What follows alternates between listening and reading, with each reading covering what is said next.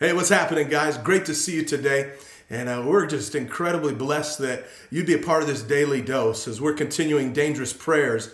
I submit to you that dangerous prayers produce dangerous results. And if you'd allow me to talk about this prayer of David that I believe is very, very dangerous because it will produce results that people will want. It'll produce things in your life of character and not just gifts, of life giving and not just taking, as you pray this prayer that David said in Psalm 139, verses 23 and 24. He said these words, "Search me, O God, try me, know my heart, see if there be any way in my life that offends you, O God."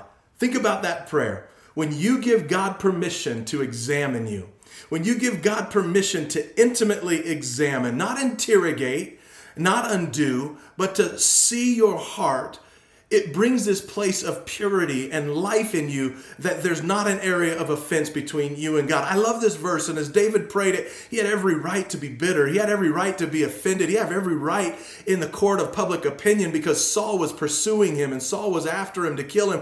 And yet he prayed this prayer knowing, God, it doesn't matter what I want to do to Saul. It doesn't matter if I need vindication. You need to search me. And I love this because in God's examining of our life, really what it is this cross-examination. Why? Because many of us approach God from a humble place of, God, forgive me for things we do. We self-examine our life, but sometimes the self-examination will not get to the root of other areas that we don't address, that we need the cross-examination of God. Why? Because sometimes my shame will cloud my judgment on an area. Sometimes my unforgiveness with somebody may cloud me from really dealing with a root in my life. Sometimes my fear will keep me from dealing with something that I need to do in the future. And so I need the cross-examination of the Holy Spirit in my life. Why? Because there's this intimate examination that He wants to uproot things and solidify things to make me the man and to make you the woman of God or the man of God He's called you to be. Today, I believe a dangerous prayer for you is, God, search me. See if there's anything in me that would offend you. Why? Because I may think I've addressed everything, but I've prayed this prayer for many, many years. God, if I've done anything knowing or unknowing to hurt your heart, would you forgive me? But you know what's amazing in that prayer?